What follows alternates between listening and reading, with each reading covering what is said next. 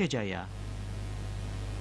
Saudara, satu ruangan milik kantor Inspektorat Kabupaten Aceh Jaya mengalami kebakaran. Saat ini pihak petugas dari Polres Aceh Jaya sudah melakukan penyelidikan penyebab kebakaran tersebut.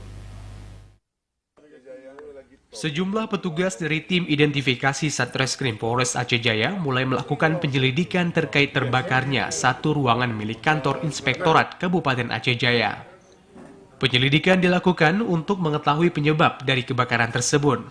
Dalam proses penyelidikan, pihak kepolisian selain mengorek informasi dari pegawai setempat, petugas juga melakukan identifikasi TKP hingga ke dalam ruangan yang terbakar. Selain itu, pihak petugas juga sudah memasang polis lain untuk mempermudah proses penyelidikan.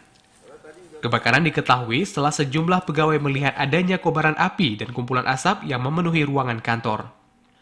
Kebakaran diperkirakan terjadi pada pukul 15.00 waktu Indonesia Barat pada Senin kemarin. Api bisa dipadamkan setelah pihak pegawai bersama dengan petugas pemadam kebakaran dari BPBK Aceh Jaya melakukan pemadaman.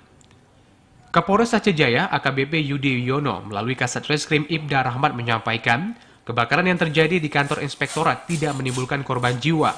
Namun, sejumlah barang bekas yang ada di ruangan penyimpanan nyaris habis terbakar.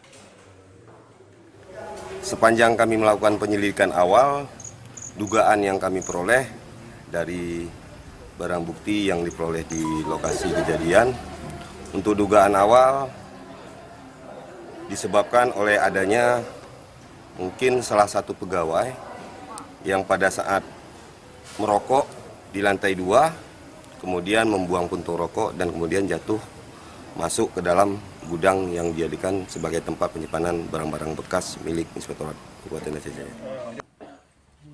Atas penyebab kebakaran tersebut, pihak petugas dari Polres Aceh Jaya terus melakukan penyelidikan lebih lanjut. Namun, dugaan sementara disebabkan oleh pembuangan puntung rokok yang menyebabkan barang bekas milik kantor tersebut habis terbakar. Dari Aceh Jaya, Musliadi, TVRI Aceh melaporkan.